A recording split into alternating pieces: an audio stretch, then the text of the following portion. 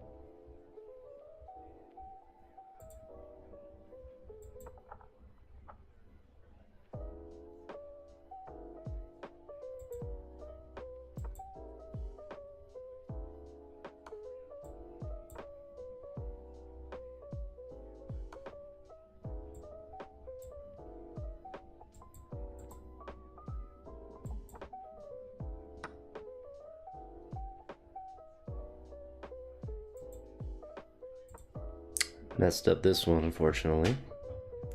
Yeah, we don't even have time, so. It is what it is.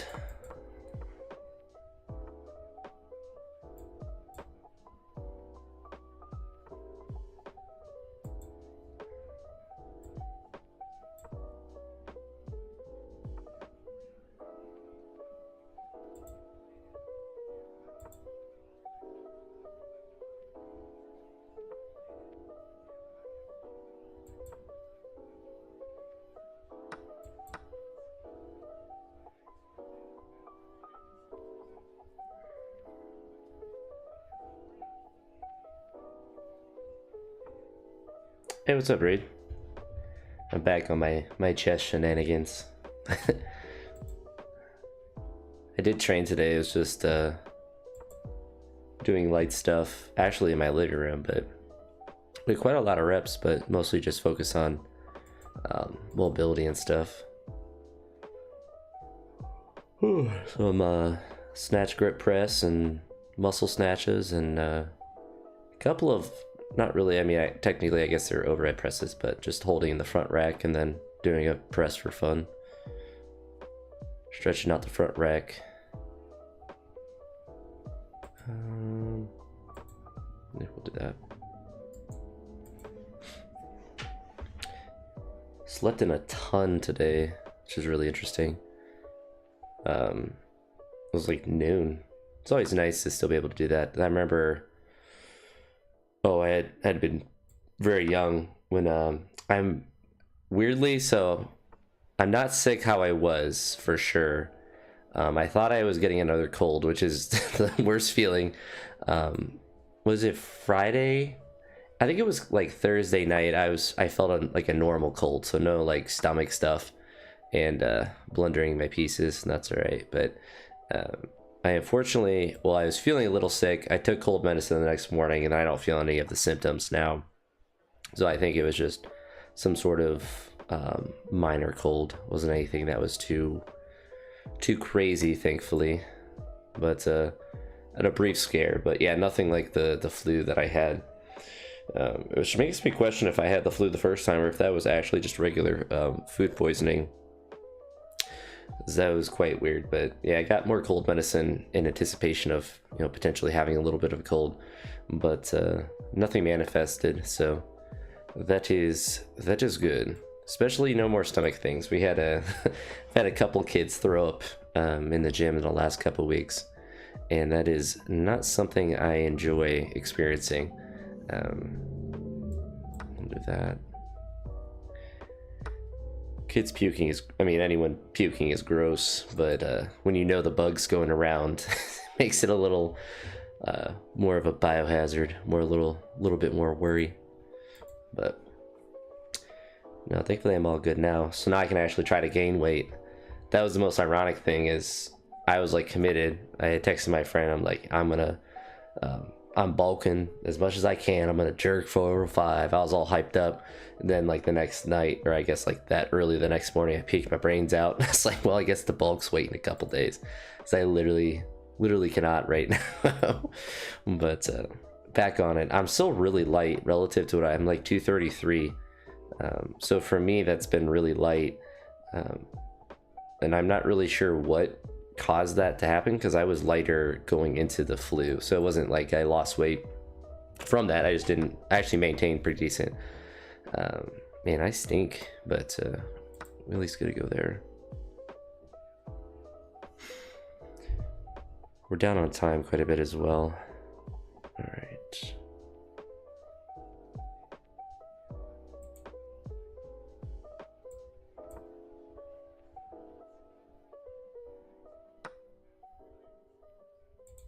I'm losing all my pieces. I'm not locked in. Although I just lost a game, I'm about to lose this one. I keep not playing fast enough in Blitz. I got up to 14-11, which is the highest I've been in Blitz for 3-minute chess or whatever. I guess it goes technically all the way down to a minute plus, or 5 minutes. Actually, I don't know. I always play 3 minutes without any time added.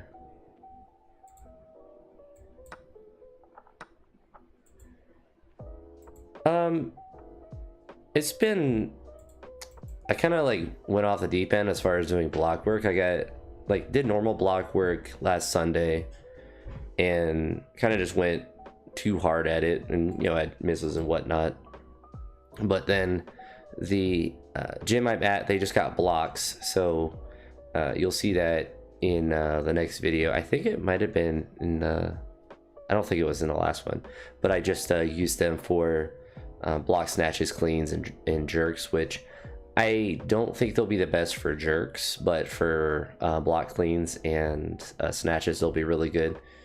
And what that will allow is obviously doing block work at the gym. So I'm excited about those, but because they were new and available the Monday after I did block work again. So I kind of just dug myself into a hole, and recovery wasn't too good for that session. And kind of just like mentally, it was like, all right, I have to entirely reset, and not necessarily like go back to square one or anything like crazy like that, but it's like I need to like make an adjustment, because I can't be having these random days where I just go bonkers off the blocks, because all it does is just like fatigue me and make it so I can't do the normal stuff I had planned. So I made kind of like an Alcohol Anonymous type adjustment, to where I have an Instagram friend, and we always send weightlifting memes and stuff, and we'll talk about training and stuff. And I asked him if like, can I just send you, like literally I take a picture of my program that I have written out and just send it to him, and it's like, this is what I have planned. I sent him like that like general 4-week thing, so very similar to what I had planned before.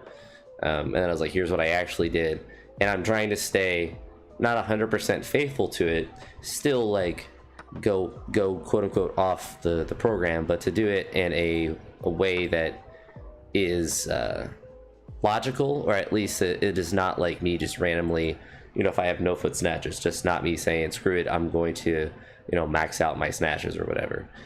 So I'm trying to be better about that, and I think that will hopefully result in that.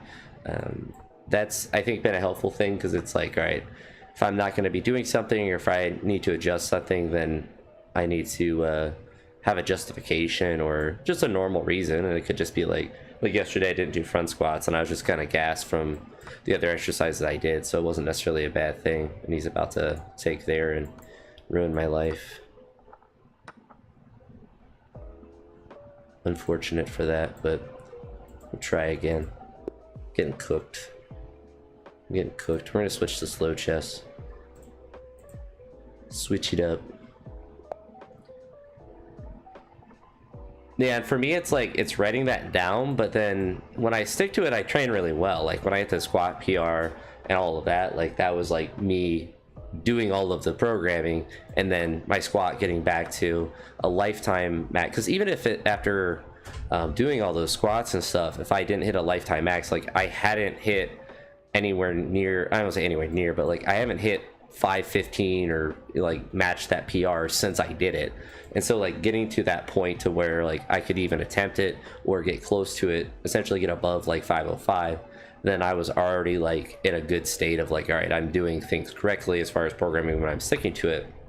Hard part is like when things naturally, like things get in the way, or illness or whatever, you know, life stress and whatnot, trying to make those normal adjustments and not just going way off, or like just not maxing out from the blocks, even though it's really fun.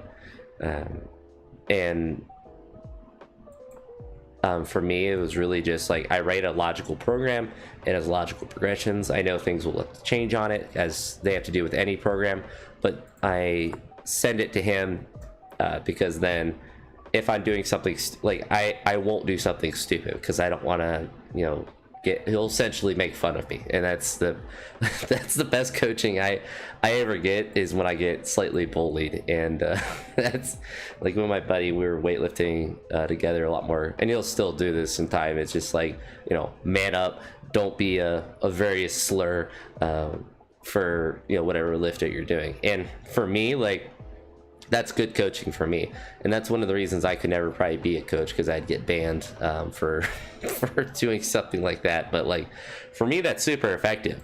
If I'm trying to be more aggressive in a lift, like I feel like I need that toxicity, not even like toxicity, but you just need someone to like, you know, just gotta man up and do it. And like, yeah, I just, you know, I actually do. Like that's the actual fix to the problem. Yeah, it's not really good coaching for a normal person, and it's not how I want to coach a normal person. But for me, I need that abrasion a little bit. But let's see, so I think we go here.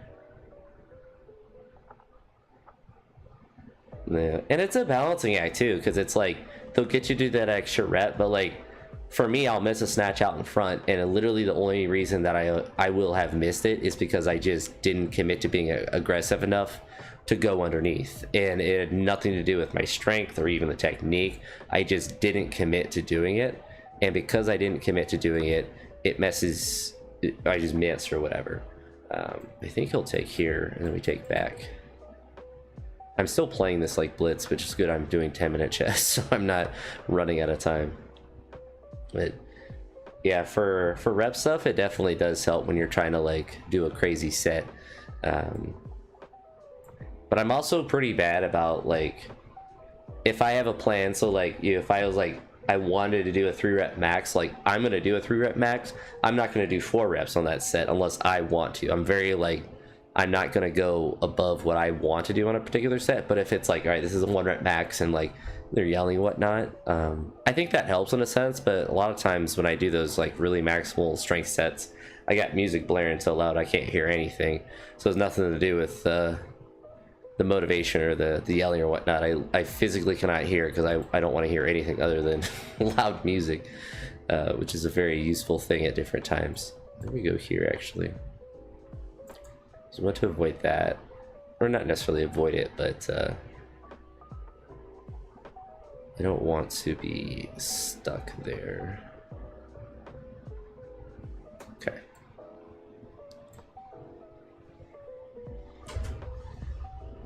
But also with like, I don't know, like you also kind of know when you do enough squats and stuff, like when the next rep's there. Like it doesn't matter how how much of a gym bro environment that you're in. If you are absolutely like gassed from like that second rep and you're like grinding it out, there's no amount, unless someone literally took like a rifle out and threatened your life. Like there's no amount of motivation that could happen to do that. And in that kind of situation, if someone literally like pulled out a gun, like, no, you're doing the third rep, like you're gonna just you're just gonna break your body to do that. And obviously, when you want to train for more than one time, then that's not really a motivational thing. But I don't know, I do find it is helpful at times to have people yelling and stuff for like those big strength lifts. It doesn't really help me as much for snatches or clean jerks a little bit, but I guess a little bit with snatches. Like for me, it's more of the people just looking and knowing what the sport is. So like, not that there's this is not like a thing against powerlifters, but like if someone understands weightlifting and they're watching me do a snatch, like I'm gonna try harder to do it well versus like a powerlifter. And it's nothing to do with them being a powerlifter necessarily, but they understand the struggle of doing that lift, and they know like how difficult it is to do whatever lift. Like powerlifter can understand it, a lot of them do, so it's not as if they're just unaware of the sport. But like when you have someone that's like in the thick of it, in the thick of weightlifting training, or at least has been, when they're watching, they know like the little things that you can do wrong that are going to make a lift good or bad. And so you could do a snatch that you feel is terrible technique, but if someone isn't really has the deepest understanding of the lift, isn't really going to understand like, oh, that was a terrible rep because it went above your head. But someone that watches a lot of weightlifting, they can kind of understand the nuances, or like if you jump forward or back, like little things like that. So I think that's probably why they tend to motivate me a little bit more. I think we're just gonna push this guy up. I'm definitely glad I switched to rapid for the 10-minute chest. It feels like I have so much more time. I literally do, but it's kind of funny because I felt rushed.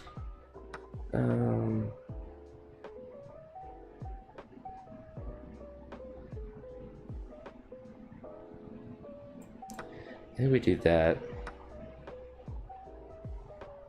I don't really like doing that, but I feel like it's okay for now.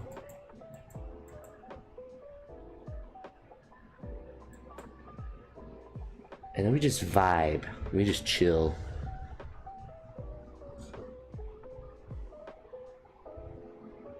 Yeah. That for like the strength lifts, like they can that's something that is really nice with like the powerlifters, because they not only know generally the strength that I'm at, or like how strong I am at whatever lift, but they know what it looks like when it moves well. And so like they can provide that specific feedback. And that actually happened when I did my deadlift PR, that 310. I feel like I did 290 prior to that as my last warm-up, and Rob, the gym owner, I was too like, I knew like I was gonna PR on that day. Like it was one of those days where like I kind of had planned for it, and I knew I was like moving well, and I knew I was moving good. But like after I did 290, he was, they're always they're good lifters, so they kind of positively peer pressure you to go and try a heavier weight or whatever. And I think he'll go down to there, and so I'll just go up to here because he can't stop me from taking that. But he was like, yeah, you have this much more weight or whatever, and they deadlift so much weight, or they lift so much weight, like they know all the weights I can do, and they know like logical jumps that you can take at whatever thing you're doing. But it's nice when they're watching like my heavy deadlift or a squat or something, because they really understand those lifts, and like for me that's a big benefit. Probably not front squats as much, but like there's no motivation like only front squats because those suck. But for like, even though I don't need deadlifts, it's nice for those because deadlifts are still fun to do, and maybe in some sense they're useful, but certainly not. Oh, he just resigned. He said, "I'm outie." Yeah, I mean he kind of lost though. He only had a bishop left, so his best was a tie, and I had an army of pawns.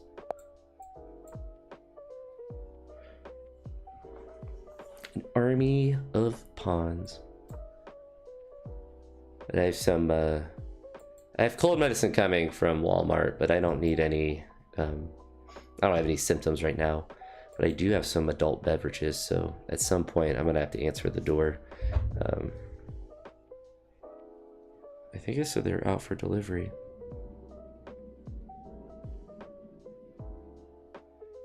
Or it's shipped. I will have to track this delivery. 7.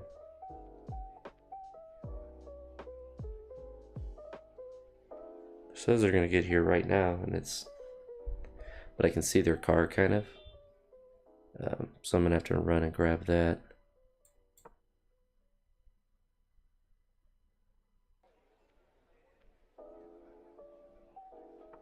But yeah, we might break out that that beverage here and try to be I don't want to say be responsible, it makes it sound like I have a problem, but just drink a little bit, not have a lot. It's obviously not good for training, but I can enjoy a little beverage. I just don't need, I don't need to be partying. Certainly not if I was taking cold medicine, but I mostly got it just because I hadn't run out, and so I took my last dose of daytime medicine. And I was like, if hopefully I'm not actually sick, because I'm actually I have no more. But let's see, I'll go there.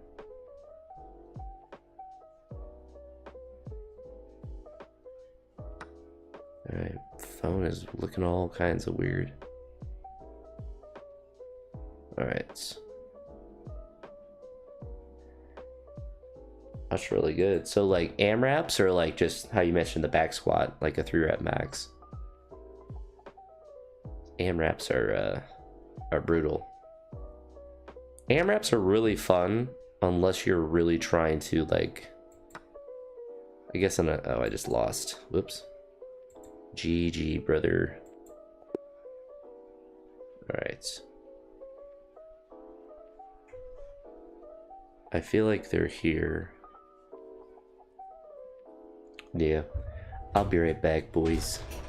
Boy, I think there's one. I'll see you in a second. Read. I gotta get my version.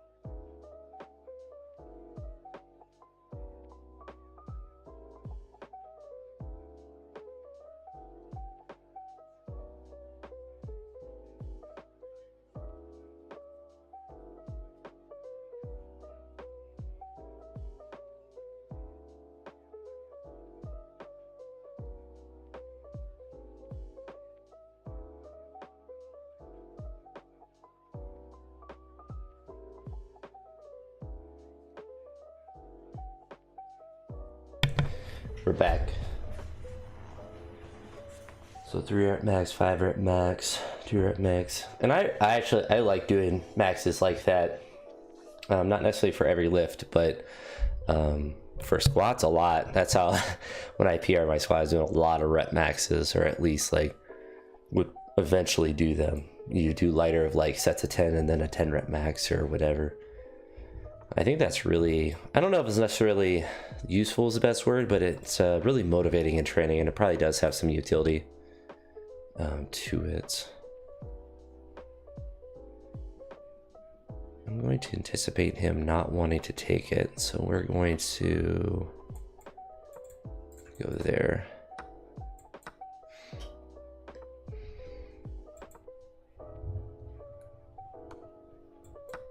But we have the comfort secured, which yeah,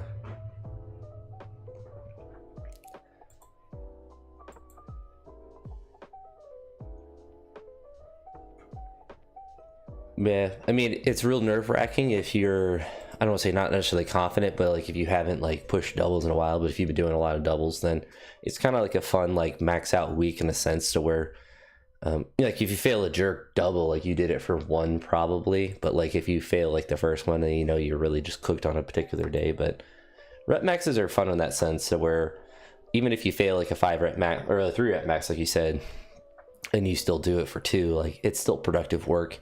And it's, I don't want to say impossible to get injured, but it's very unlikely that you're going to get injured doing a rep max if you, as long as you stop. Like you don't go so far that you're going beyond what your technique allows. You're just going to like, you technically fail and not, I mean, sometimes you can literally fail without that technical fail, but like, we're gonna go, but there is a balance.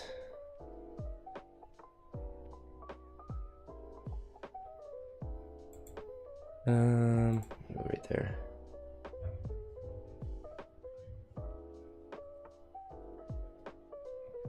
That's good though. Yeah, getting your back squat ups would be massive. I think a back squat is more important than a front squat. I think that's not to say that it's like 100% importance versus 50% importance, but you see a lot more people that will only back squat and still do well versus only front squat. And I think there's obviously a lot of utility in doing front squat, so it's not as if it's bad or anything, but if I only had to pick one, 100% would always do that. Front squats it's probably been like the most injurious lift that I have done. It's always like my back spasming or something. Not very frequently, but if it's like there's one lift that I've gotten hurt the most, it's front squats for sure. Probably cleans would be the second, but that's most, I'm trying to think, but yeah, I'd say for front squats.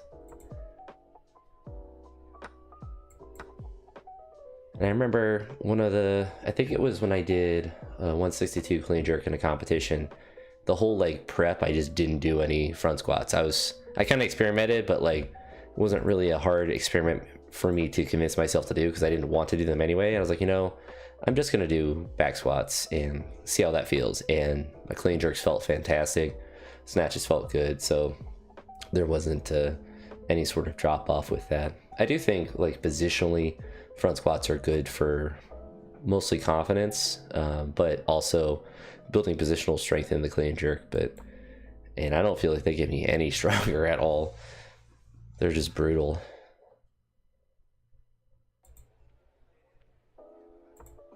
I don't know.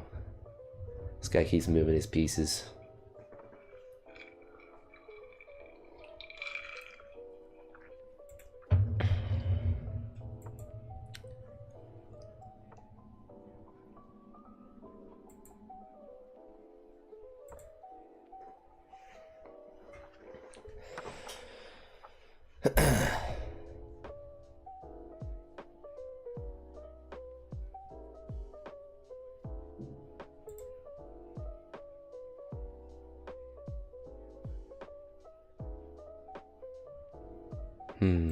We're gonna do that.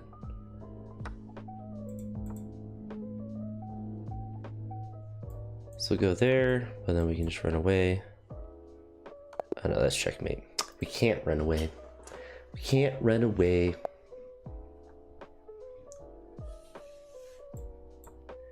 I was looking for longest gap. What do you mean by that? Like just between, like the number between? Because I think the gap has usually been pretty consistent. Oh, time? I have no idea. It's not a bad question. I have no idea like how much time I've taken between the two lifts. For like a competition, it's usually not too long. I think it's usually like 20 minutes and then they start the next session or whatever. But for like training, it could be, I could immediately go into clean and jerks if I'm, have the energy and want to, or I can take more time. It's really dependent on just how I feel on a particular day. In training, my preference, just because it makes training go a little bit faster, but also once you do a bunch of snatches, I'm already warmed up. I'd rather just go right into clean jerks and just start doing them. But there's no like, I don't have any hard and fast rule about the for the snatch. It's been quite a while, so definitely longer for the snatch. Early or March last year, not March, May, at my last competition is when I PR'd my clean and jerk last at 166. And as far as like a competition snatch went, I also PR'd it there, but like a lifetime PR snatch, whether it's with straps or not, it's been two, because I did 135 with straps, a really ugly pressed out snatch, but did it technically. But then I've done 132, I believe, without straps, but also like pressed out. So and I've done 130 a bunch of times with and without straps, so it's like that's more like my regular PR, I suppose. But yeah, for snatches, it's definitely taking longer. So even was it this year, like clean and jerk, where I was able to PR my clean. It's just the regular clean, so I'm trying to get the jerk to go up higher as well. I'm getting absolutely cooked in these games though. It's actually terrible, but I think we're gonna go back to bullets. But yeah, as you get older and stronger, it becomes more difficult, and some of that's just a cope because of the technique or whatever. But this last year, or 2024 I should say, was not the best year for snatches, because when I did that 126 in competition, or I should say the 130 that I missed after that, injured my shoulder. So it took me a while to get my shoulder back to having the ability to hold a heavy snatch. And it took most of the year, honestly, to get back to like being comfortable to do 130 or whatever. And strength and everything else went up, so it's really just a continued battle. And it's also one of those things that's like, I know as I get older, PRs would be more difficult to have, but I still, at least in my brain, have convinced myself that I still have more ability to gain kilos onto both my snatch and clean jerk. And if I didn't, I probably just wouldn't really care about training as much, or at least like grinding myself to a pulp to do the lifts on a consistent basis. I would just do them randomly and just kind of play around and not really do anything very serious with them. But as long as I know, or at least I believe, that I can improve upon what I'm doing, then I can continue to want to push what I'm doing. You gotta have that delusion. But yeah, and it's one of those things that's like, when you haven't PR'd for a while, it kind of informs you like how much you actually like the sport. Because like when you PR frequently and your strength numbers are going up, and you're just doing all that great stuff at the beginning, it's really easy to be motivated because you're like, I did the training and I improved and now I'm stronger, and then you do the same thing and it works again. But it's like when you don't for a while, it kind of lets you know. And that's when a lot of people, when you see them like quit the sport or whatever, that's a lot of times what happens is they get stuck and they don't want to do it. And more so on the amateur side, that's when they are like, all right, I don't really want to do weightlifting anymore. It's like, you have to, like, if you told me today that I was never going to PR on my snatch or clean and jerk again, like, I would still do the movements because they're fun. But obviously I still, want to want to hit PRs and stuff like that. And I still think that I can. But it's one of those things that's like, I would still do the lifts just because it's fun to feel athletic like that. And I don't know, it's once you've played sports and done other kinds of lifting and stuff, at least for me, it's hard not to want to do the lifts. Maybe we gotta take there, make sure we're not playing too slow. So we gotta go there.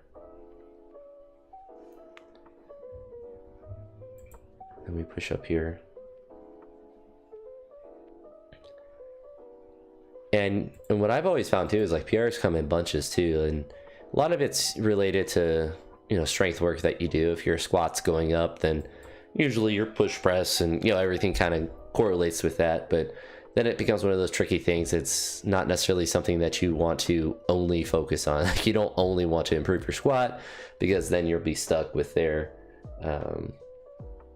yeah. And with powerlifting, at least for me, one of the things I didn't like was that, oh, he just resigned. Why did he resign? I don't know. But one of the biggest thing that I noticed the difference of powerlifting and weightlifting was that you could train faster, which for me, I didn't like sitting around and waiting for my body to recover before, between sets and stuff like that. And with the weightlifting movements, you have a lot more variety in your day-to-day training. You could have a day where you just do snatches, or you do snatches and clean and jerks, or you just do clean, just do jerks, you just do squats, just do pulls, and any variety of combinations. There's a lot more combinations, which is nice. And as I was starting to do more weightlifting specific training, my buddy that I was training with is like, you should train faster, like you take less rest time and go faster, because that's how competitions go. And like, for me, that was like the biggest green light. I was like, I get to just do the next lift. And from like an exercise standpoint, because there's not as much eccentric loading, like you recover faster between sets, so it's not as difficult to take a minute off and then go back and do another snatch. But if you're doing like a 90% back squat, you're not doing it. You're not motivated to like go and hit it again after 30 seconds or 45 seconds or whatever.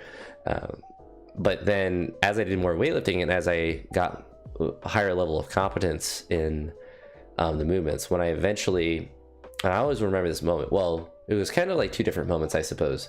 I did a powerlifting meet in I did a weightlifting meet first in December, and I want to say it was like, oh goodness, it was a while ago at this point, like 2017 or 18.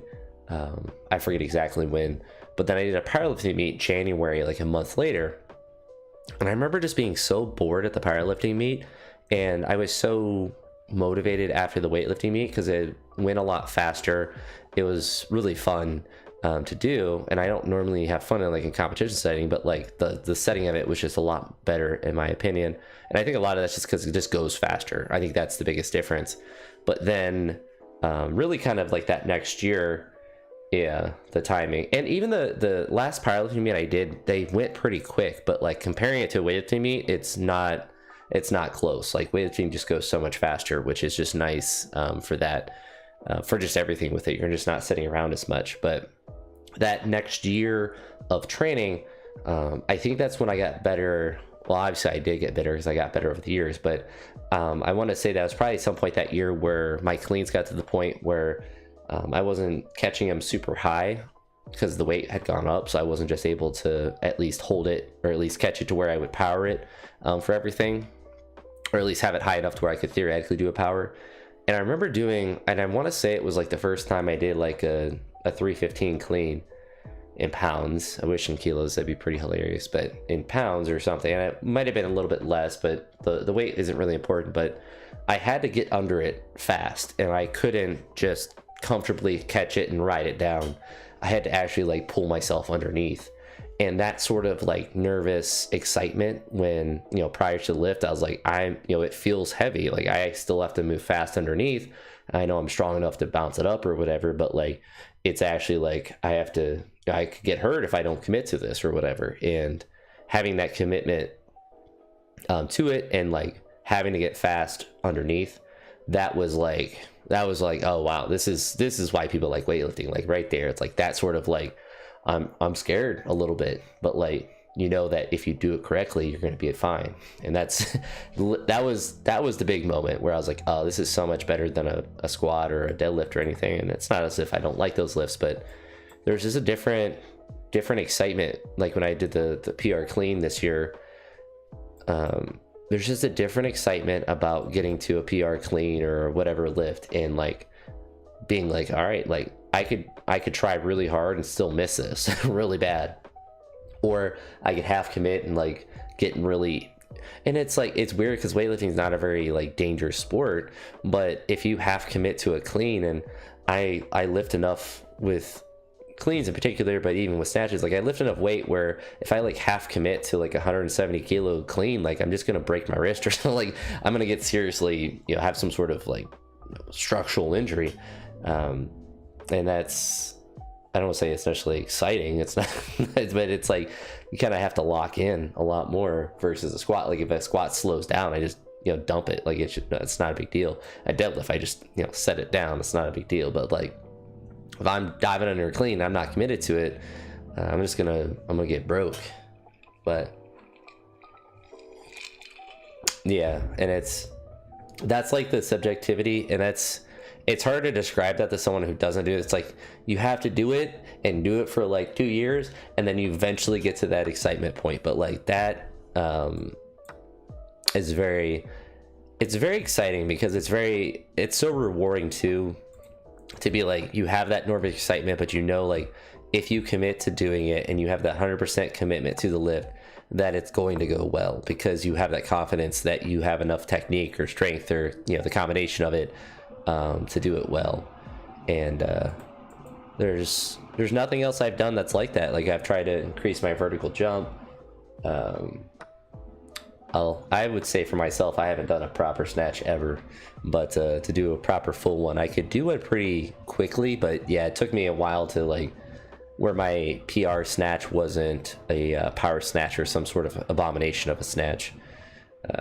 Cleans came pretty naturally, but I also had done them a little bit in college and had, you know, messed around with them a little bit, so I had a lot more experience. And like it's obviously a much technically easier movement to learn, much more similar to a deadlift, even though it's kind of heresy to say, but like it is pretty similar to it. Why would he do that? All right, I'm still up on time. We're still chilling.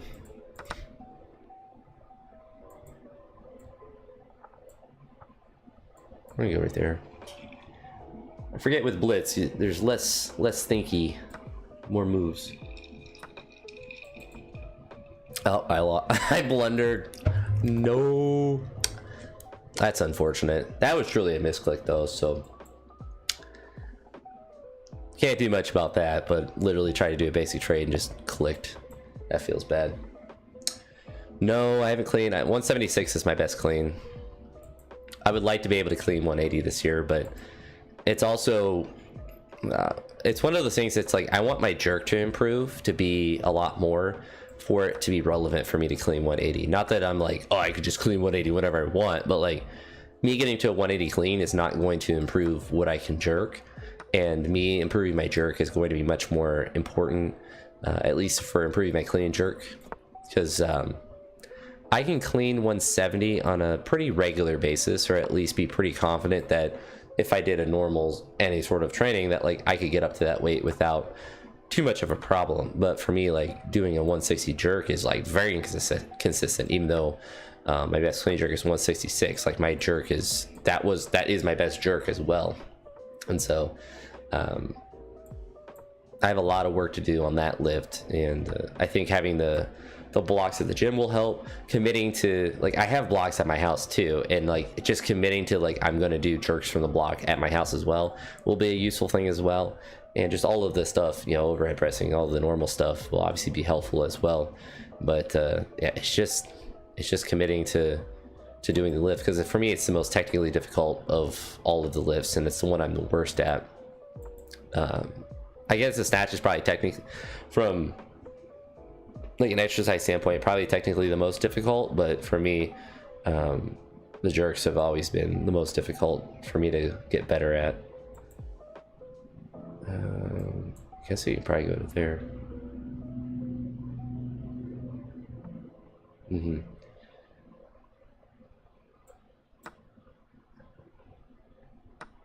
And that's what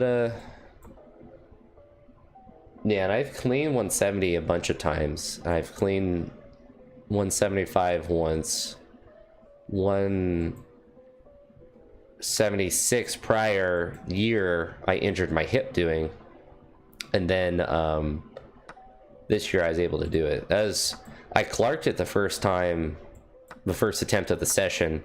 I waited so long to do it, but I was honestly just scared to do it, because it was literally the number that had hurt my hip. And it was weird because the way that I actually hurt my hip with it is that I caught it in the bottom of the like to do the clean, I caught it in the bottom, but I was too wide, or at least wider than what I would normally do, and just strained my hip, or probably honestly pulled a muscle, because my hip was kind of jacked up for a while. But yeah, that was not a fun time, that was for sure, because everything, when you have like a hip or like a back injury, it's like everything just kind of sucks. Like there's nothing that's really particularly fun when you have some sort of injury like that. Like your wrist or shoulder, you can still do like squats and stuff, so you're usually pretty okay. But when your hip hurts, like you can't, I could deadlift, I think, but it's like God knows I don't need a deadlift anymore. And I think I'm cooked because they're there and I lose. Yeah, I just don't have any. No shot. Unfortunate. But yeah, Thomas, that's a 156 is really good. But yeah, jerks. Sounds like you have a similar jerk to me, at least as far as the difficulty of it. You have the leg strength and the pull for the clean, but the jerks are the hard part. And I think that will probably always be the case, but I want to, you know, still snatch 140 and clean and jerk 170. To me, that's kind of like, I don't say the minimum goal, but it's always been like, if I do everything mostly right, I don't get a bunch of like catastrophic injuries, I don't think it's out of the realm of possibility, or at least a realistic goal to have. If I was, and I say like 180, 150 is like, I respond fantastic to training, I have no injuries, everything's amazing, and I'm able to get to that. But the 140, 170 I think is definitely realistic. I think doing more in the clean jerk is more realistic than the 140. But I don't know, it's one of those things that's like, I don't really necessarily care or not if I get to those numbers or not, but it's the goal to try to get as close to those, at least, you know, as much as you can. But you know, you got to get back to the numbers I hit before, you know, actually getting to, you know, 135 again, and not I'm cooked.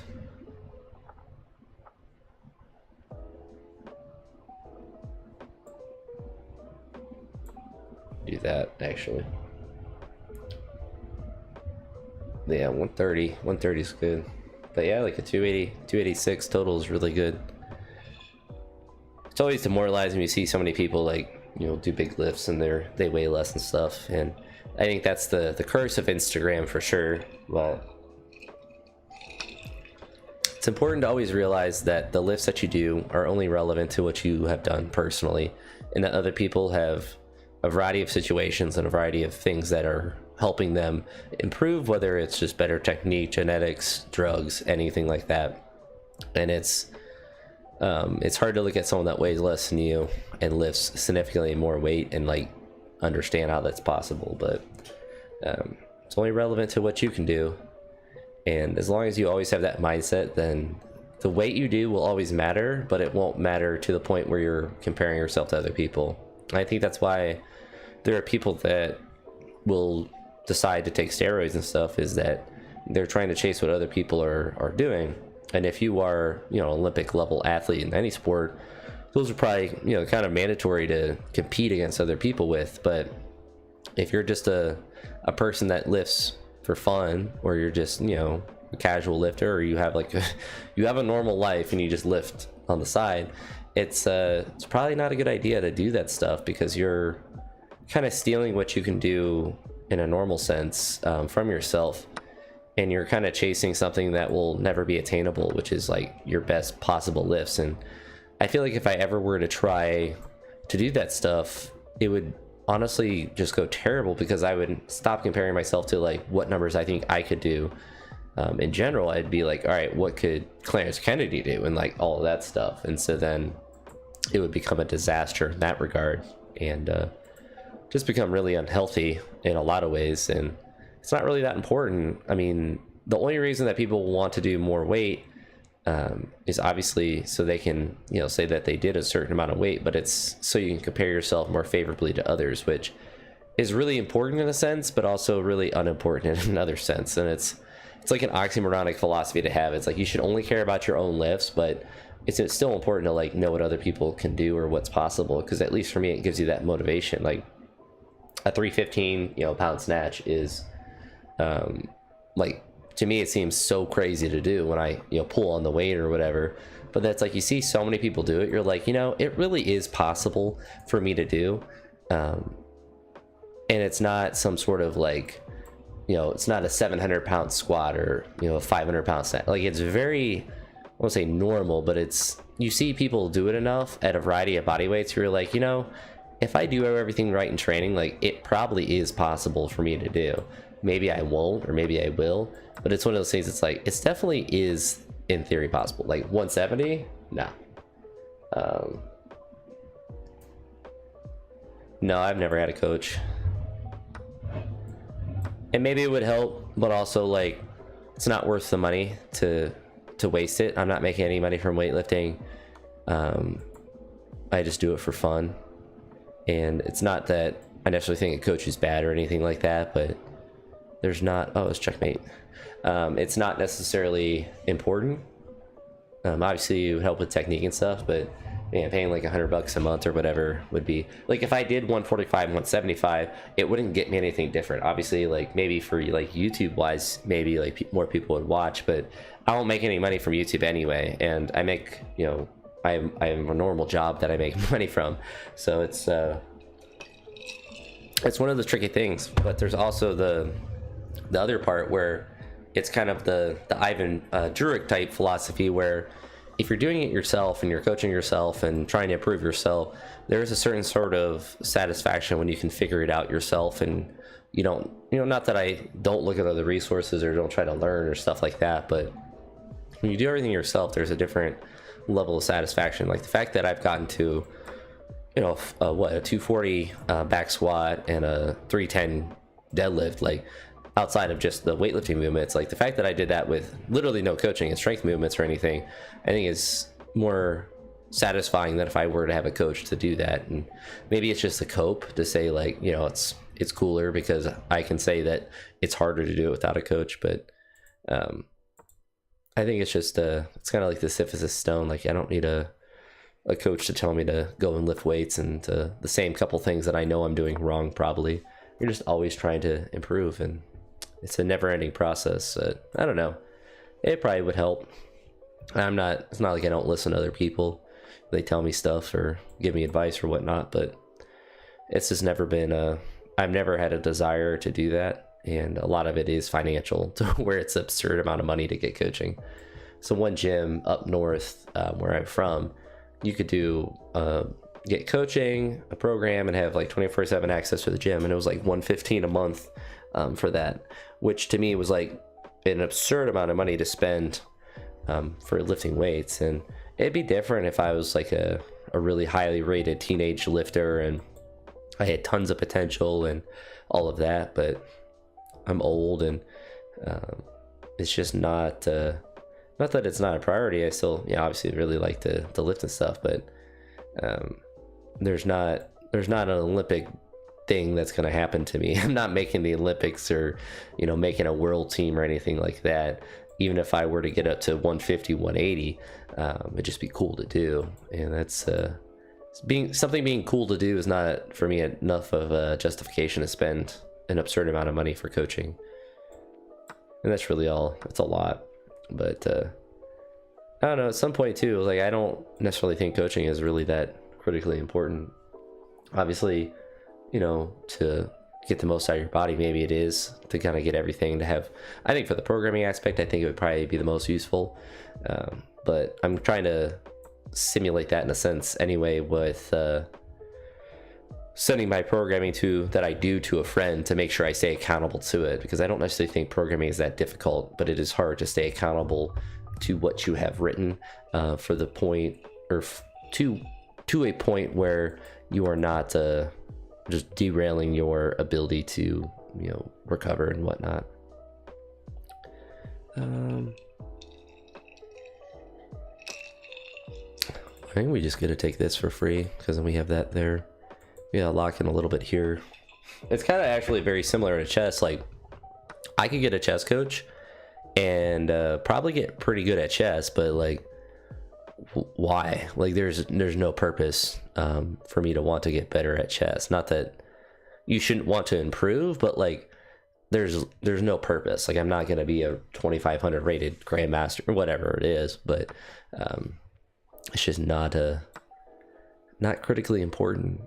But you still want to improve at things, and I don't know. That's a convoluted philosophy I have, I suppose. But as long as you want to improve about something, then the manner from which you go about it is not as critically important, as long as you're just always trying to improve.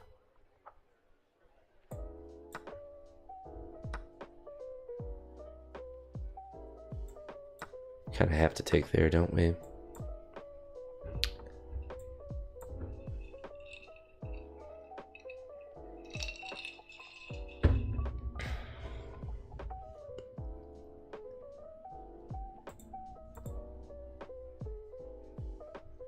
Yeah, 145 and 170 would be dope to do, though. That is for sure.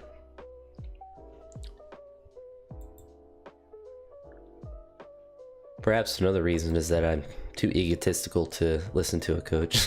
That's probably part of it too. There's definitely probably some narcissism and stuff that goes into that, but I like doing my own thing. That's honestly always, I messed up there. That's always been kind of the case, even before lifting and stuff. So it's hard for me to want to listen to someone else if they're telling me everything to do. Would make training easier though, if you're not thinking, you're just lifting. But I don't know. There's some deep-rooted psychological things wrong with me, I'm sure. In some way. All right. It's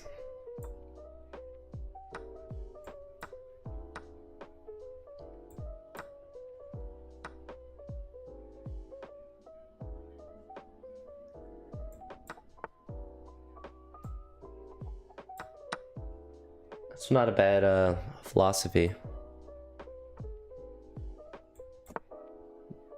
Not a bad philosophy at all.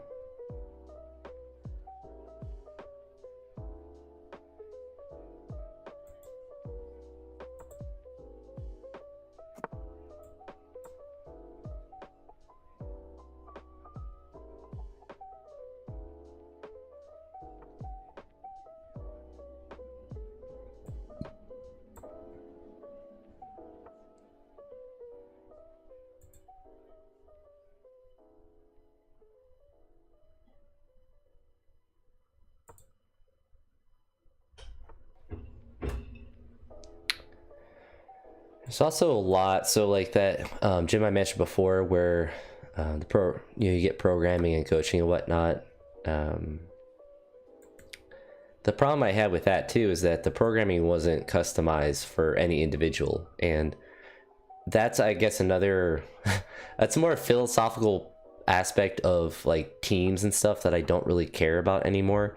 I played team sports growing up, and I just don't care about being on a team anymore and like lifting and like all going through the same struggle together. And I 100% get how that's useful the like utility of that. Like you go through the same struggle with everyone. Like we're all in the squat cycle and this and that, but like I don't want to do the same program that someone else is doing just for the sheer fact that they're doing it. And for them, that was like, not to say I don't think like a philosophical thing, or it's what a lot of coaches do.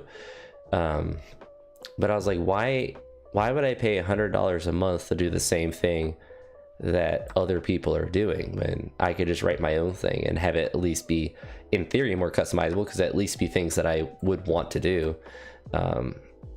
And like for that much money, it's like, why would I pay any amount for programming? Actually, it was another gym. It was actually down here where I live now.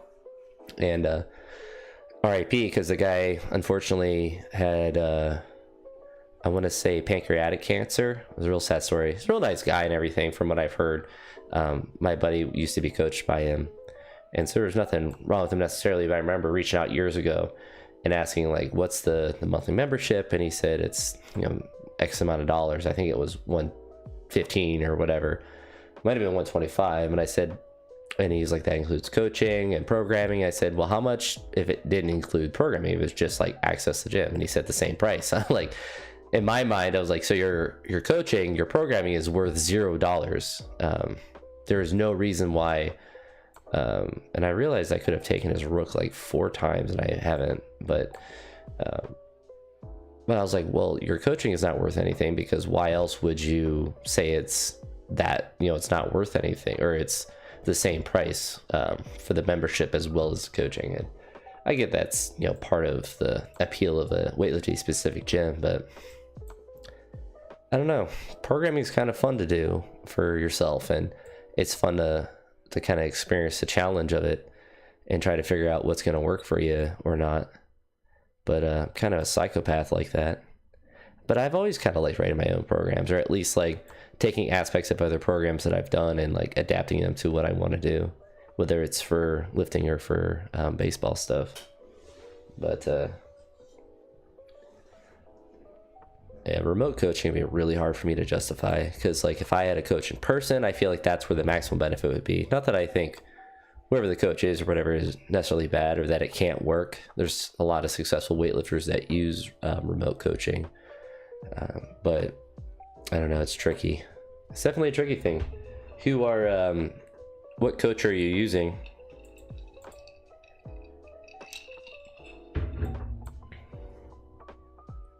All right.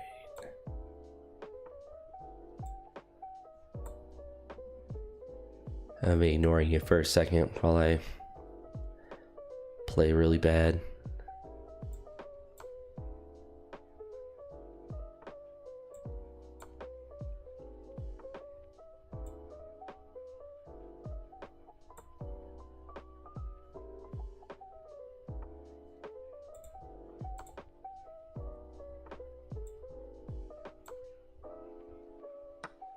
Yep, unfortunate. I have no idea who that is. Canella. Is he affiliated with the gym? Maybe I've heard of the gym.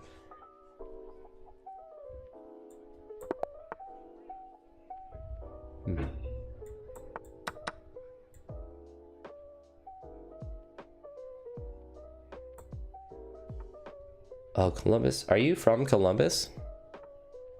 Or at least, I guess you're not. You're saying within, are you relatively near, like in the state of Ohio? Oh, California. I'll say Columbus, Ohio is like a 2-hour drive.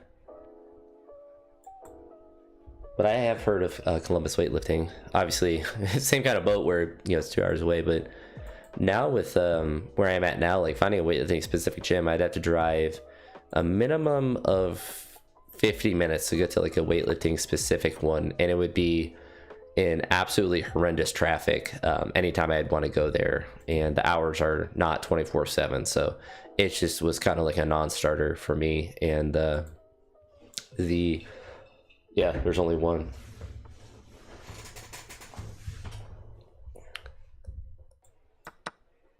Yeah, I feel bad that you live in California though. That sucks. I would not want to live out there. At least, not even like necessarily even for political things, just the price of everything is just ridiculous. Just how bad the state is run. I'm sure it's not just that, but I'm sure there's a lot of factors. But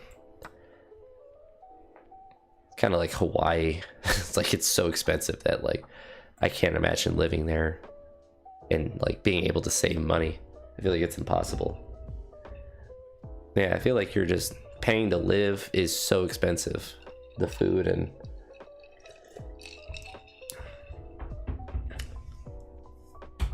why'd you move to California? Obviously the weather, that's probably the best part, especially compared to somewhere like Illinois. I would imagine the weather is probably significantly better. Grad school. Thankfully for me, I didn't have to move anywhere to do my grad school, since it's all asynchronous.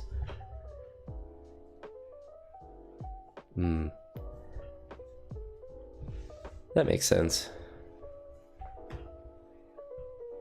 My move sequence doesn't make as much sense though.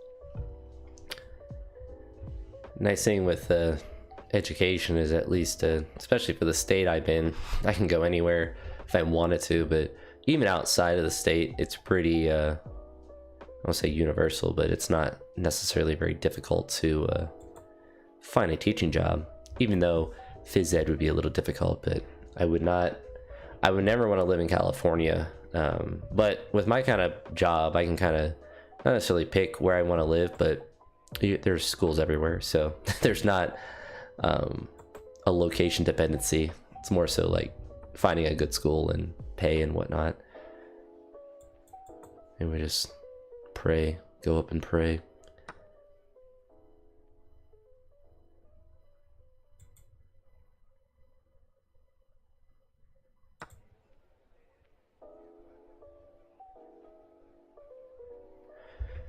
I don't think he's gonna take with the rook though.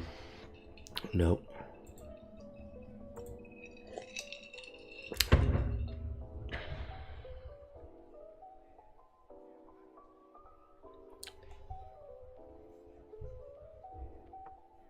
Yep. That's all she wrote. Getting cooked.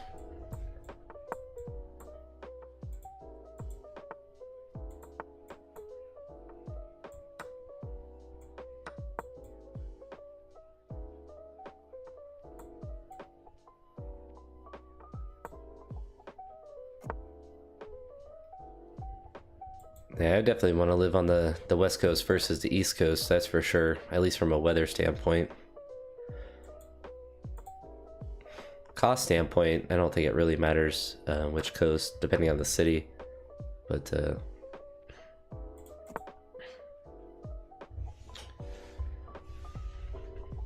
is it like a tech job or something? Is that why it's coastal, or at least a more like, it seems like bigger city dependent?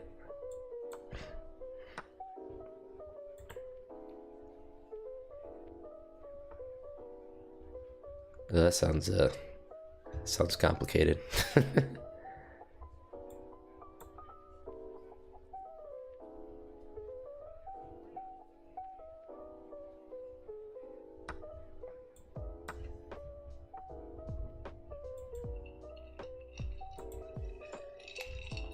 So I guess you kind of have to be wherever there's a really big infrastructure.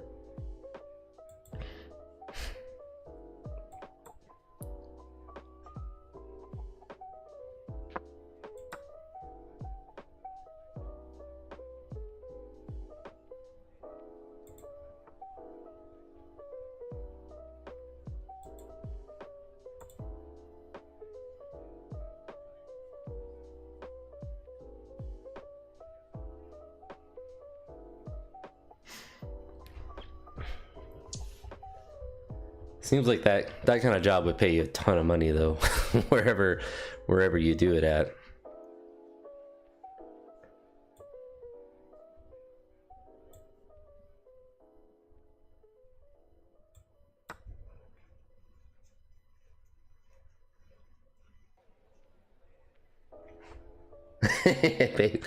I like that. I like that philosophy.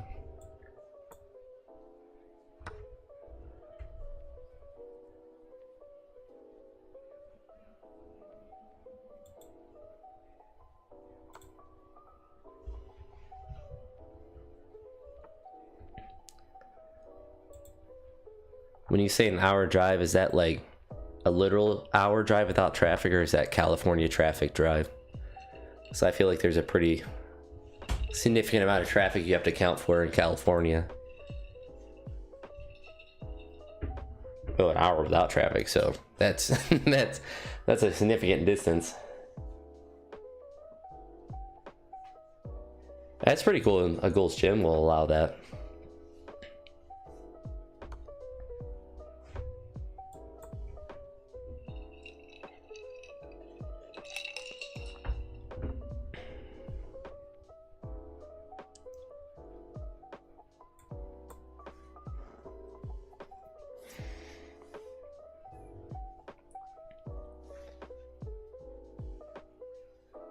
Yeah, 5 p.m. Yeah. Now you know my struggle driving to my gym, really anywhere, after work. Not a fun experience.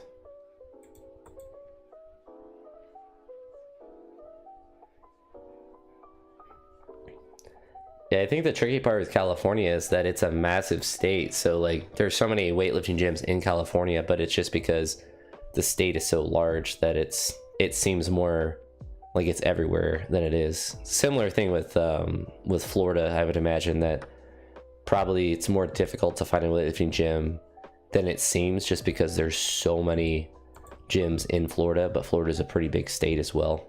Same even with Ohio. Like Columbus is a pretty, obviously a centrally located part of the state, but it's so difficult to find a weightlifting gym down where I live. Even if I wanted, like, even if I was like, I'm gonna go somewhere to go just do weightlifting at a weightlifting gym, it's Dayton, Ohio is the closest place that I could find anywhere.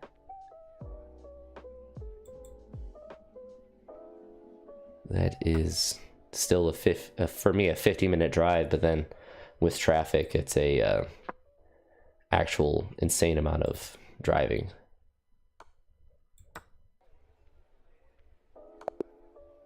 We're gonna block this person because he wants to chat.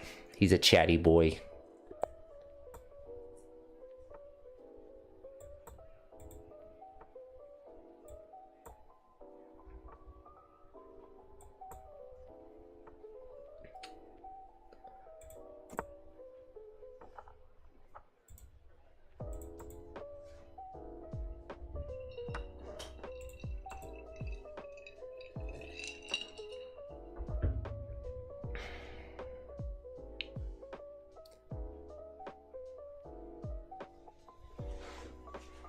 Yeah, I would imagine like Northern California probably does have a good amount.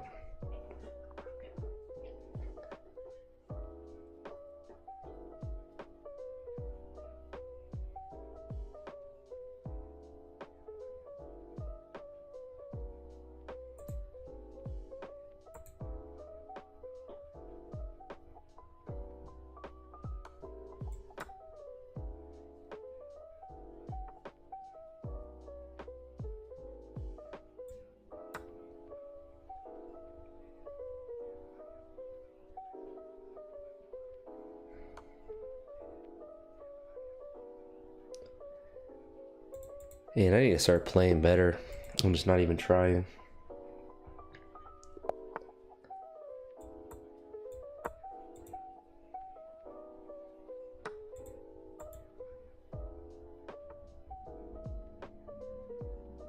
Yeah.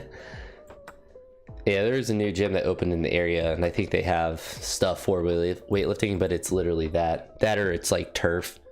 So it's not like actual weightlifting. And where I go now, the owner's really nice about and has an interest in weightlifting, even though he's a big powerlifter. So it's about the best I could get, certainly in the area, without paying $100 a month. The other gym that's technically 30 minutes from my house, but would be driving towards downtown, would be horrendous to get to on any normal day, is $100 a month, which is just absurd for nothing. Like, it's just a 24-hour gym. Really nice gym. Gyms are...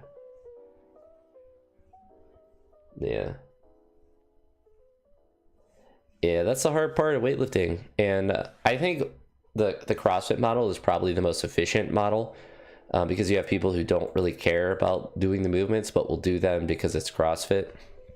And kind of approaching it that way is probably the only viable way to get a weightlifting gym to work, to have like a CrossFit / weightlifting gym. 2 weeks, you could teach them that in 20 minutes, and do a squat and stuff. Squatting and like doing the lifts, it's just like, yep, you figured it out. Now do that every day forever, and you'll get stronger. That's it. There's no science, or I guess there is a science to it, but it's not rocket science. It's not semiconductor technology. You just do the lifts and you get stronger at them.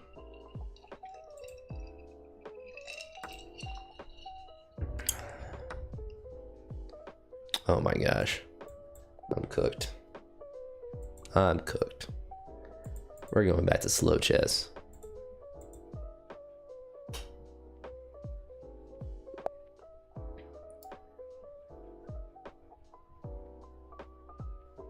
I think for in powerlifting, you can teach someone to do it pretty good in like 30 minutes.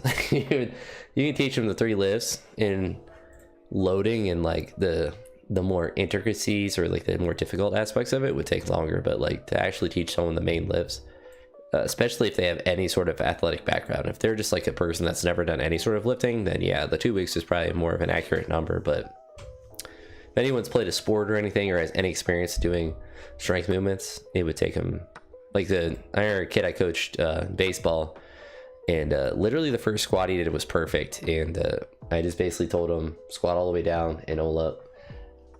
Yeah, if I wasn't talking and stuff, I could play fast a little bit better, but I'm getting a little bit cooked, and I go on losing streaks a lot with 3-minute chess. For me, the 10 minutes is the longest I can do. 30 minutes is just, I'd fall asleep. I'd fall asleep with it. But yeah, he had no experience with doing squats and any, probably some lifting, but nothing structured or anything. And literally the first time I was like, all right, you put on your back, I demonstrated it, and I said, all right, you just kind of see what you look like, and literally did a perfect squat the first time he did it. And I was like, so this is what it, that to me, it kind of opened my eyes. I'm like, this is what coaching an elite athlete is like, because I think he can throw in the mid 90s, and he's super athletic and coordinated just in general. But when there's been like online people saying like, oh, the weightlifting movements aren't worth it to teach people, it's too difficult, like I feel like those people don't coach good athletes, because that, like, he started to do, I never taught him any weightlifting stuff, but then I saw him, he like randomly sent me like, here are some power cleans I was doing, and they like look pretty good. I was like, all right, this guy, it's like coaching someone that's really athletic is not difficult to teach them athletic movements. It's hilarious that it's like, weightlifting movements are a waste of time, or it's always that I forget his name, but he has that really like boring monotone voice, and he's always posting another older coach because he doesn't have any sort of thing that he does on his own, but he's always like dogging on weightlifting or saying that every single person wants to do weightlifting, which is such a big straw man, because nobody does weightlifting really in general. But saying like, oh, weightlifting, people say Olympic lifts are the only thing you need to do. Like, I don't think anyone says that. It's such a big straw man. But I forget his name, but he refused to debate Will Rattel as well. I forget his name. I never have him blocked, just because I find his stuff, it's more funny because of how stupid he is. But No, he does like a lot of, or I'd say he doesn't really post his own training or his athletes training, like hardly ever. He mostly just has one of those like stupid Instagram filters where he's like at the bottom and then he's like, look at, you know, this is what you talk about when you do blah blah blah, and he just lets someone else talk because he doesn't really have any original thought on his own, which I think is the most embarrassing kind of content that you can make. I feel like those people that just look and they're like, they point up, this is what I think, and it's just like you could just talk about whatever. I don't know, like I see stuff like that and it just makes me want to turn off my computer. It makes me hate the internet because it's just so lazy when people just blatantly steal stuff like that, and it's just like you're not even pretending to think of your own thought about anything. There, but no, I wish I remembered his name. I guess that's how remarkable he is. I can't even remember his name because of how stupid he is.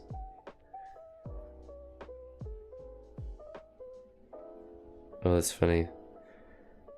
Walmart person messaged me. But that was when the delivery got here. No, not the Mark, not Ribito. He just does like, I don't want to say athletic training, but like he doesn't do like powerlifting or anything. He just trains, or at least he says he trains athletes. Oh, now I kind of want to like search around to see if I can find him. I feel like I won't just randomly looking, but it's possible. It's possible.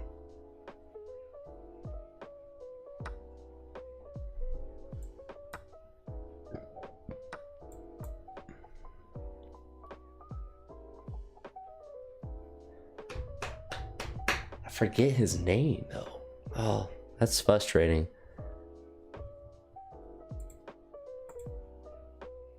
He has brown hair, a longer face, and he has a really monotone voice that is like makes you want to just punch a hole through the wall, because it's just, he speaks in a fashion that he seems like he knows literally everything. It's actually, Dylan Cooper has a similar way of talking. Not that it sounds like I'm dogging on him, but like speaks in a very like confident manner, but it's like almost monotone in a way. But he's like that track. He's just, I don't even know who he coaches. He just coaches random people, but tries to say Olympic lifts are bad. But always reposts, there's like a NFL strength coach that reiterates, or at least says that Olympic lifts are really bad to do. They're a waste of time. As he coaches like the best athletes in the whole world. Like, you can't teach them, it's so difficult to learn. And as if, it's so bizarre. It's like if you teach athletes anything, they learn it. But it's see, that's the thing, it's monotone, but it's like speaking with that sort of like snobby confidence that it's hard to like, I don't know, it's not just a tone, it's the like matter of fact snobby confidence that he talks with that makes you just want to punch a hole in the wall. It's just, and I don't know how to exactly describe it, because like monotone isn't exactly it, but it's more so the snobbery. Oh, he just lost. it's just kind of a checkmate. But oh, now I want to try to see if I can find it.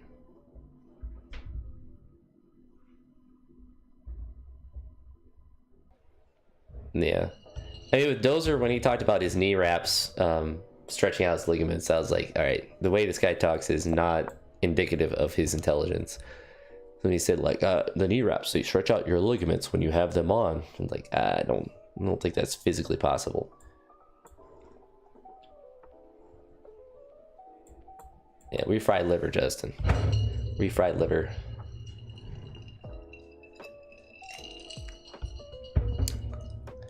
Imagine having the platinum member and getting fried livered.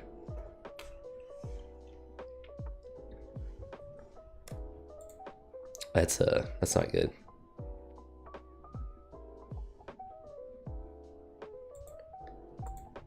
Hey, you know what? Don't give him any hints.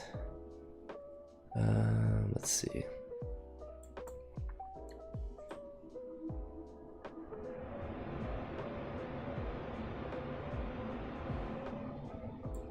go here. Let me go there.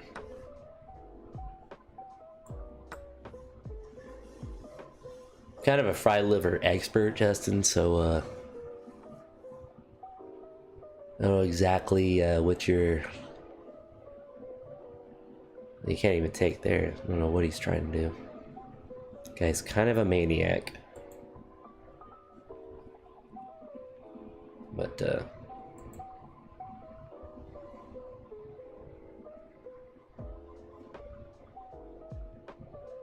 we're just gonna go there. I refuse.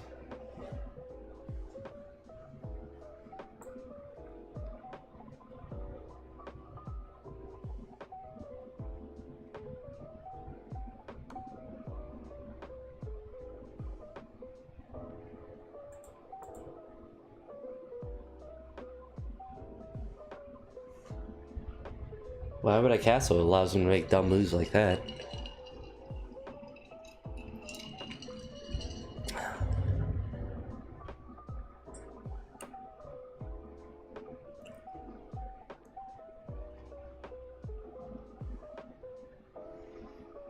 I really know what he's thinking about. Is that? He's got to move that. He has to move it to there. Nah. That's just a mindset. I got that Yugi mindset. Always have the best.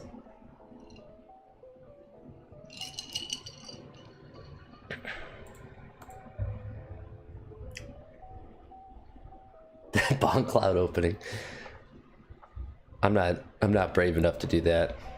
If I was playing like minute chess, that'd be something I could probably try to do, but probably not the best to do here. So that's actually just kind of a free piece. It's kind of what they call free real estate.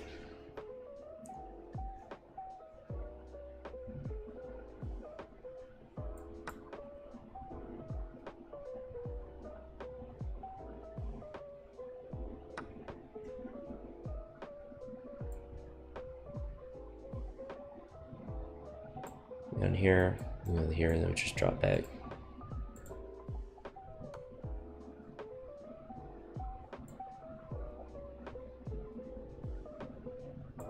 Still chilling.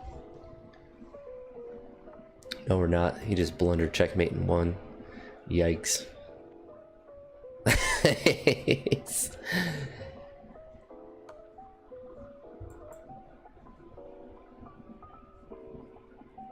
Guy actually does not want to win, which I appreciate.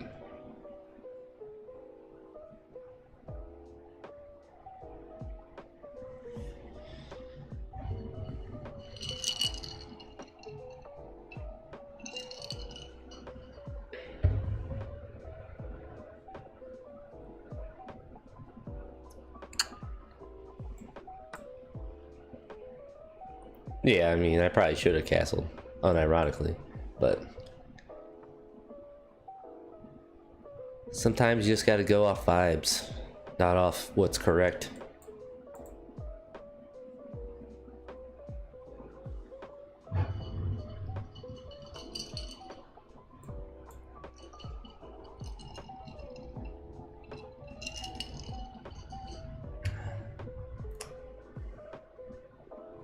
I had 1523, I'll have you know.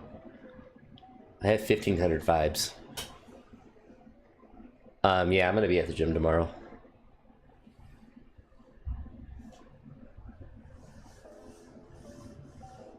S. I think it's supposed to be pretty cold tomorrow. Not really like crazy cold, but not warm. See, my problem is I really want to move right here, but his stupid bishop's there. Him and his dumb bishop.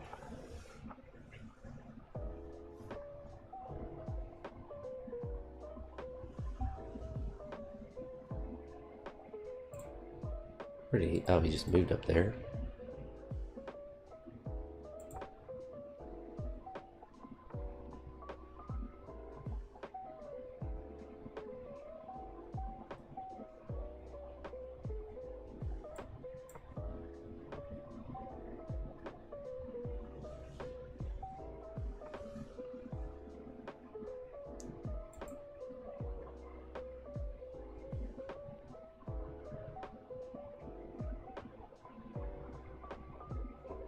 We actually go over there. No, Thomas, I only do my own stuff now. I haven't done the AI in a while. Once it started giving me bottom up front squats and back squats, I got so angry at it that I was like, this is so stupid. And you can't eliminate an exercise like that. It just gives you it permanently. So I just hated that movement so much. And the weight that it programmed was so irrational.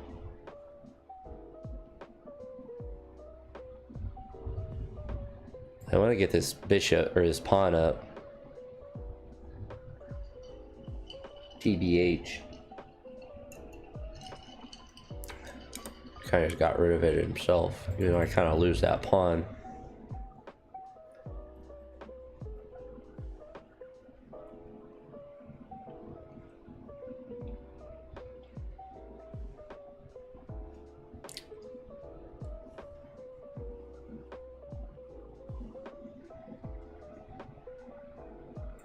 What we kind of do is actually this, since we're kind of lose the pawn anyway. He probably takes. No. What a weirdo.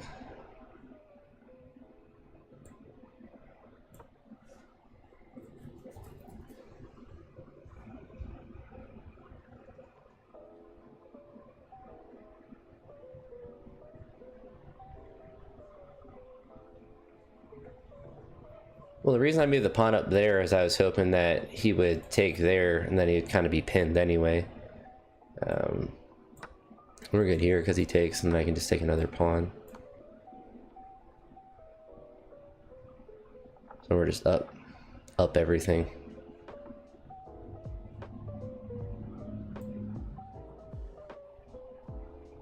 I feel like we take this one because then we have that one there.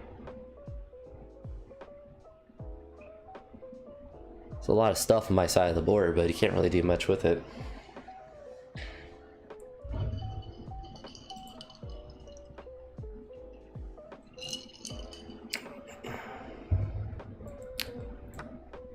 He'll just go and take material.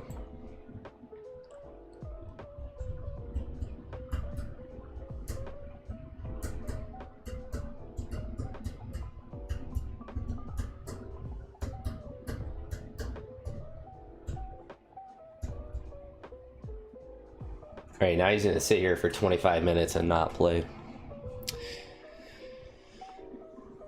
No, he wants to protect.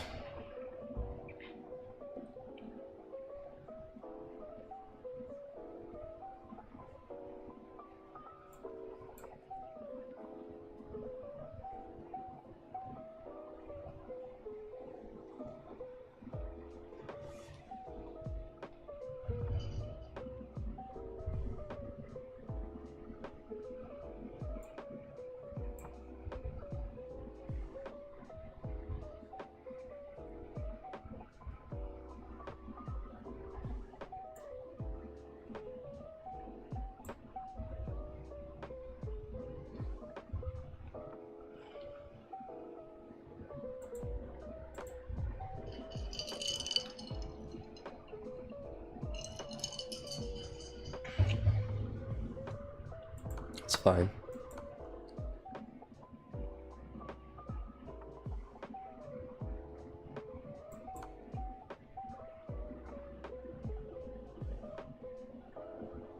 Now we just we push some P. He pushed the F6 button. He saw the writing.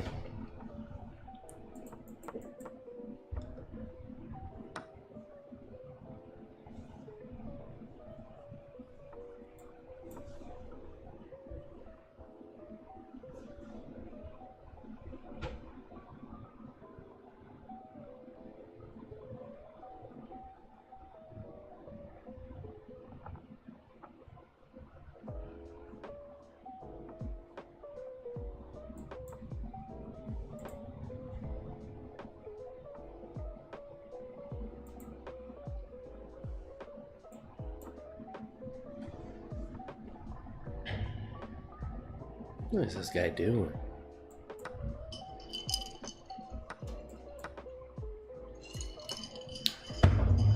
What are we doing, bro?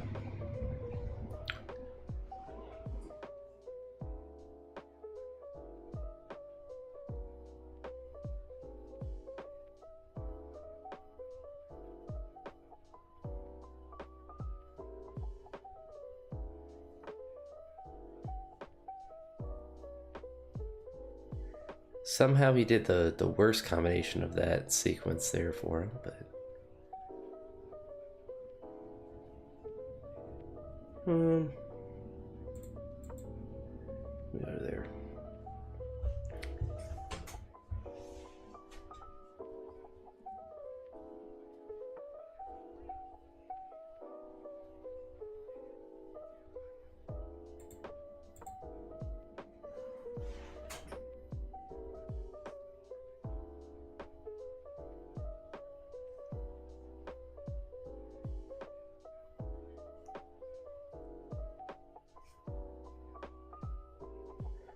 And now we just bring the knight up to there.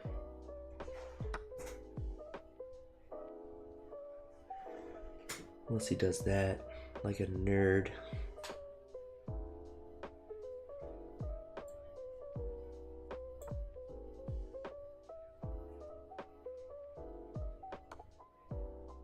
And then does that like a nerd. He's not good.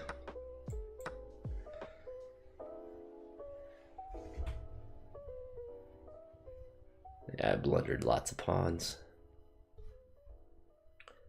It's all but the last.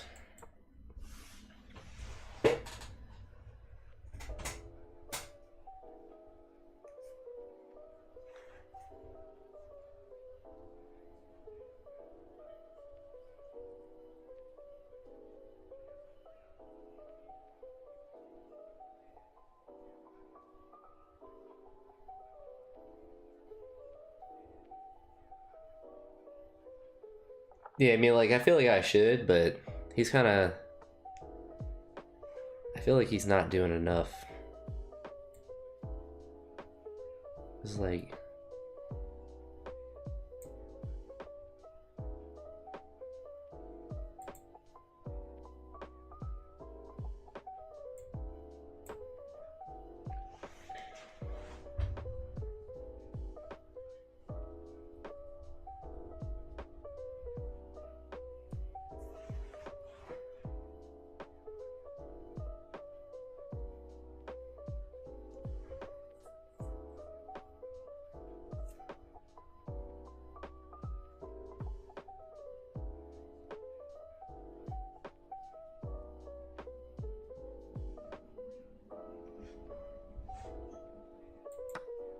Let me do this.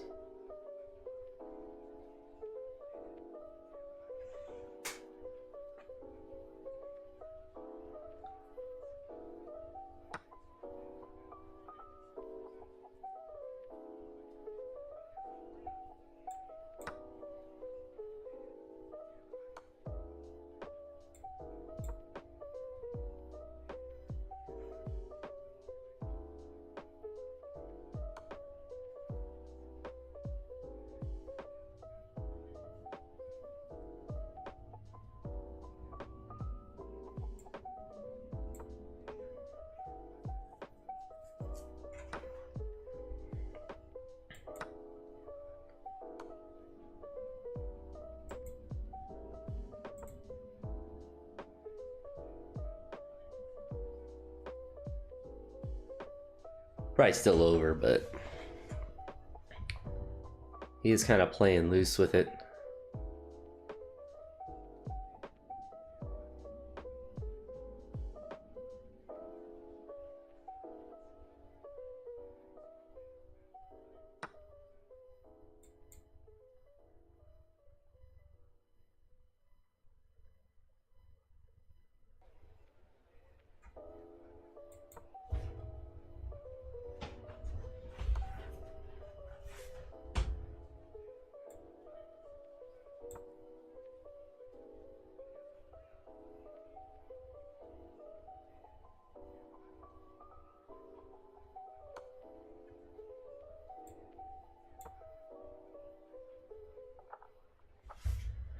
I don't know.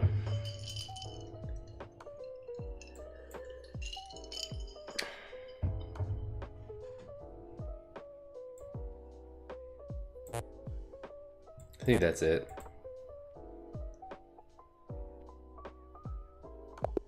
There he goes. There, he figured it out.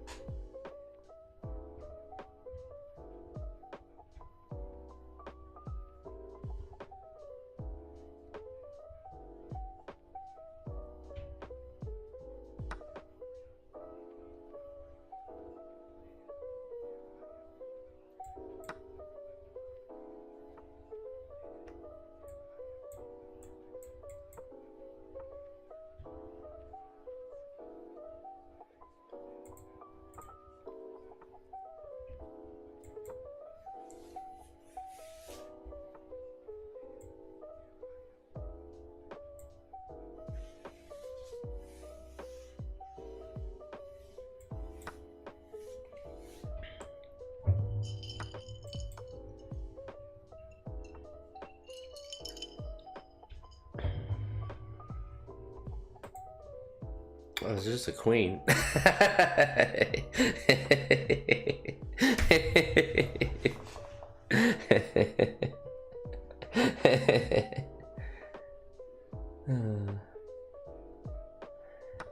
Honestly, I'm kind of trolling with the sack BS, to be honest. Like, I don't normally even do that. I'm just being a goober.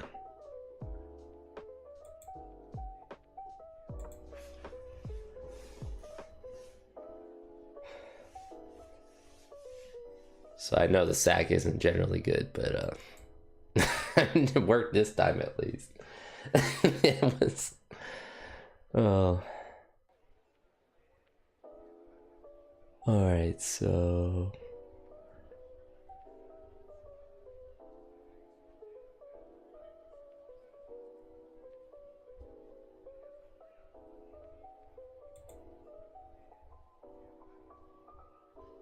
I think he might have saved his queen, maybe.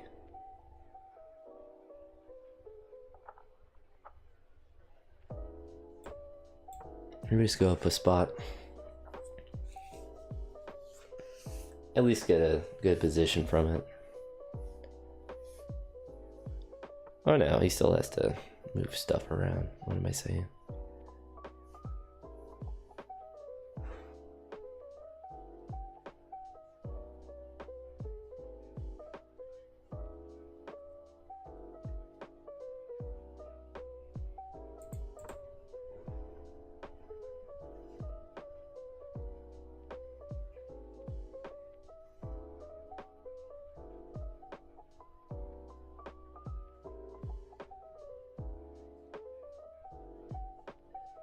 Hilariously, he still can't move his queen out the way.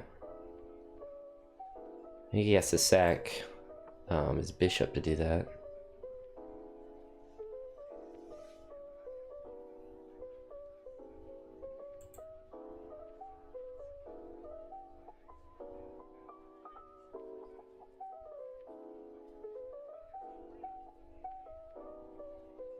Now maybe he did.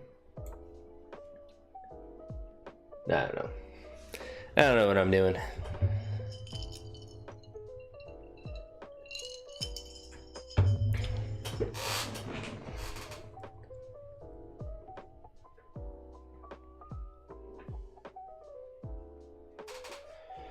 So I guess he still wanted to lose his queen, which, you know, I respect. I respect. I respect the commitment to not only losing his ability to castle, but losing his queen still. He did, like, he worked so hard to save his queen, but then still blundered it away. Got mad respect for that. I think we just take right here.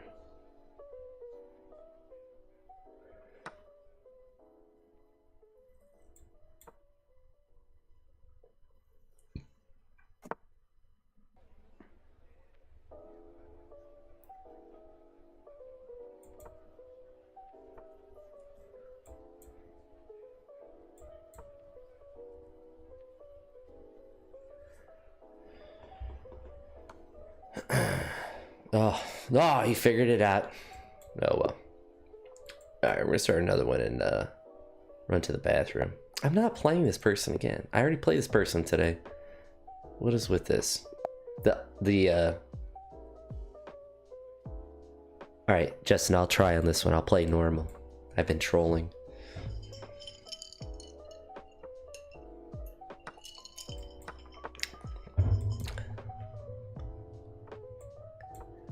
I'll play boring like a robot.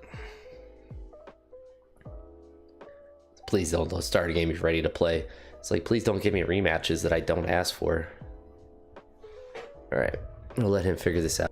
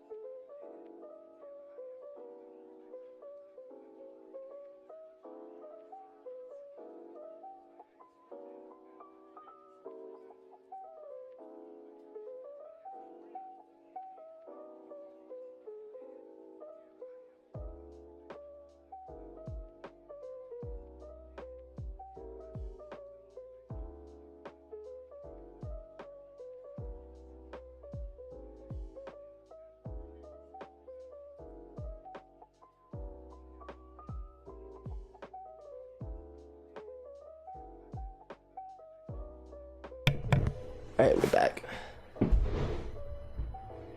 Yeah, I am pretty good at blundering.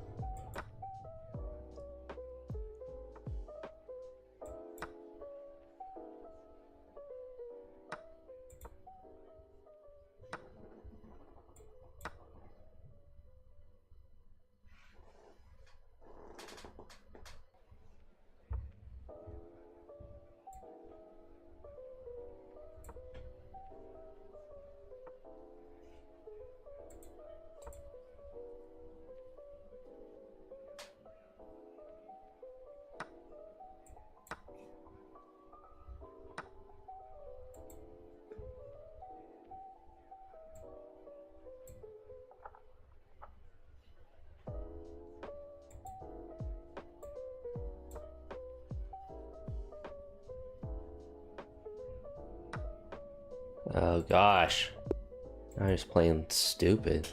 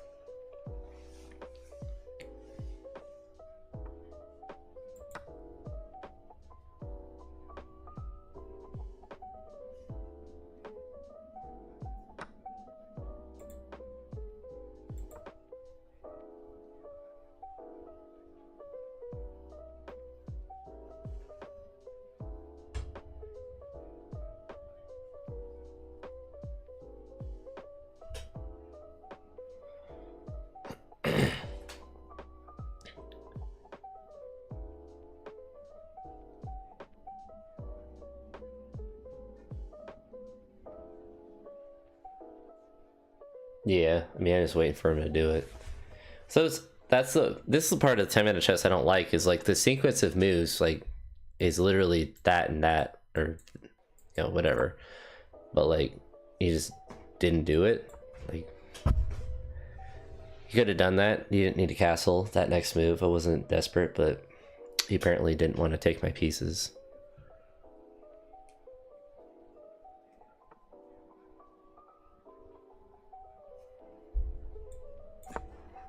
He's just playing dumb.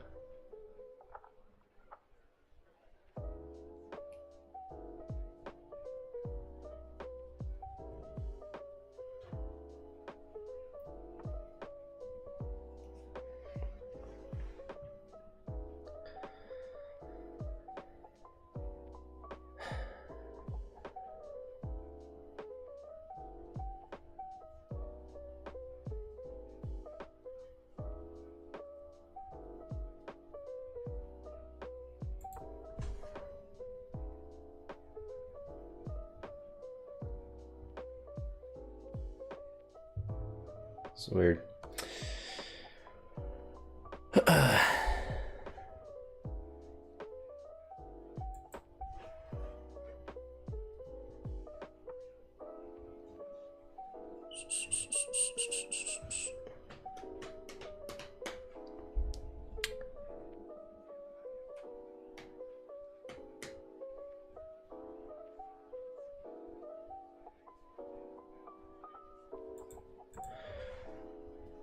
I was thinking bishop there.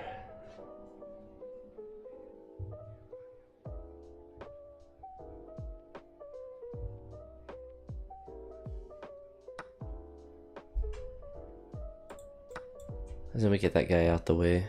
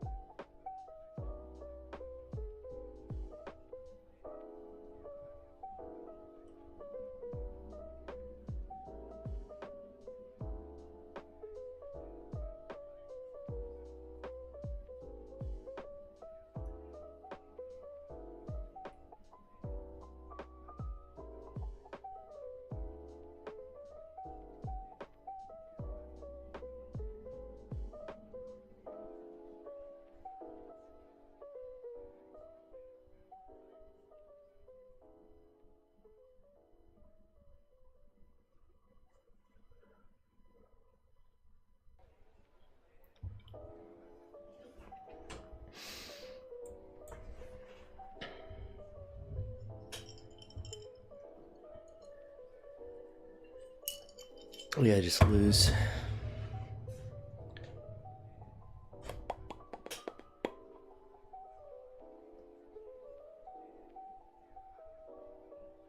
Or no, it's not quite, because I have the knight blocking his bishop.